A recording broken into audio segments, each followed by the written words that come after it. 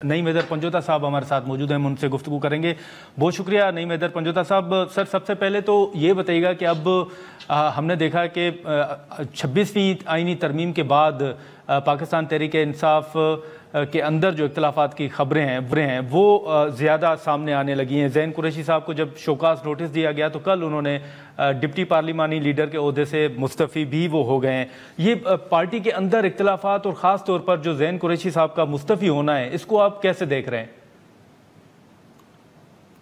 बहुत शुक्रिया, बड़ी मेहरबानी नादर साहब, आपने मौका दिया। देखें, पार्टी के अंदर किसी किस्म का कोई इख्तलाफ नहीं है। हाँ, इख्तलाफ राय किसी की हद तक जरूर हो सकता है, लेकिन उसका मकसद ये नहीं है या मतलब ये नहीं है कि इमरान खान साहब के ऊपर किसी को अदम एतमाद हो या खान साहब के नीचे लीडरशिप जो है वो मुतहद ना हो, बल्कि लीडर सिर्फ एक ही है, वो है इमरान खान, तो सारे फॉलो करते हैं।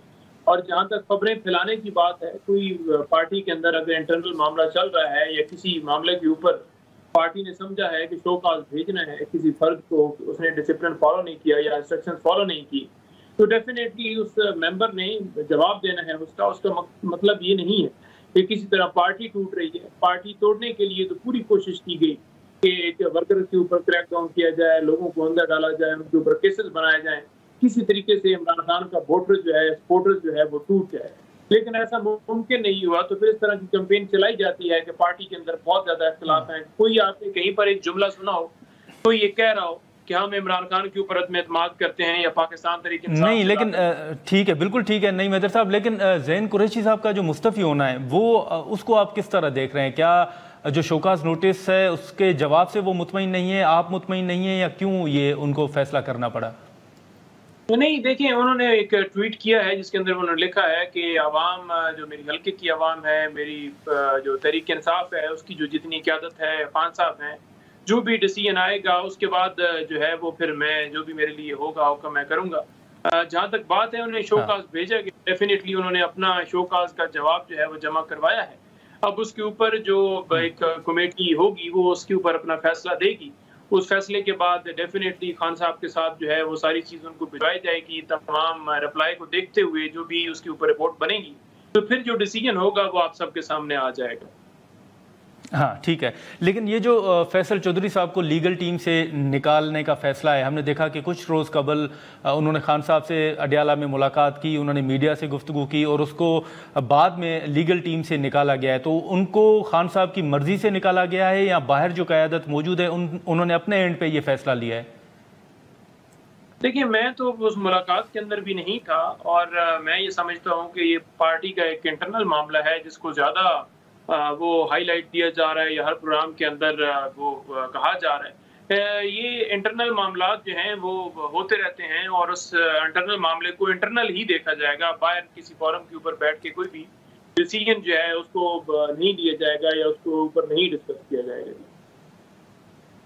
नहीं, लेकिन नईम साहब, अब तो सोशल मीडिया पे भी डिस्कशन हो रही है ना। रऊफ साहब के ट्वीट्स आप देख लें, चौधरी फवाद जो हैं उनके आप देख लें, मुख्तलिफ जो चीज़ें हैं वो सामने आ रही हैं। तो अब तो ये इंटरनल तो किसी हद तक नहीं रहा। तो ये जो तनकीद हो रही है, उसी तनकीद के पस मंज़र में मैं ये आपसे सवाल कर रहा हूँ कि उनको बाहर जो क़यादत है उनकी मर्ज़ी से निकाला गया है या फिर खान साहब ने गो हेड दिया था?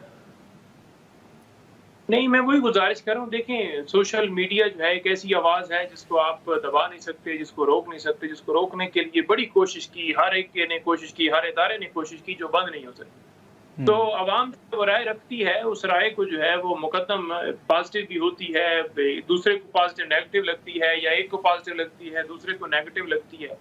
जहाँ तक बात है एक तहरीके इंसाफ की तरफ से जो है सलमान अकरम राजा साहब ने या एक ट्वीट आपने देखा जैसे कि रऊफ साहब का हो या शेख वकास साहब का हो, उन्होंने अपना मौक़िफ़ दिया। लेकिन मैं फिर से यही कहूँगा कि ये इंटरनल मामला है जिसको कुछ दोस्त जो हैं, वो मीडिया वाले भी दोस्त जो हैं, कोई एक ऐसी स्टेटमेंट फिर वो उसको चलाया जाता है। इंटरनल मामला है, उनको जिस हद तक जो है उनको वहाँ से रिमूव किया गया है वो सबके सामने है। तो मेरा ख्याल में इस बहस के अंदर मैं मज़ीद नहीं पढ़ना चाहता, जो भी है चीज़ वो आपके सामने है। ठीक है, इसी के साथ साथ फवाद चौधरी साहब ने चलें वो आपकी पार्टी का इंटरनल मामला है, लेकिन पार्टी के अंदर किसी हद तक अगर मैं कहूँ तो ये इल्ज़ाम भी आयद किया जा रहा है कि आपके पीटीआई के जो अकाउंट्स हैं वो बाहर से ऑपरेट हो रहे हैं और एक एक जो शख्स है वो 30-30 अकाउंट ऑपरेट कर रहा है। इन इल्ज़ामात में किस हद तक सदाकत है नईम साहब? देखिए, बात यह है कि एक बंदा अगर 2 अकाउंट चलाता है या 1 अकाउंट चलाता है, मेरा ख्याल में ये मामला नहीं है, बल्कि इस वक्त जो है आवाम राय रखती है। इस वक्त हर बंदा अपनी एक राय रखता है, वो देखता है चीज़ों को, किसी को अच्छी लगती हैं, किसी को बुरी लगती हैं, किसी के हक में होती हैं, किसी के मुखालिफ होती हैं।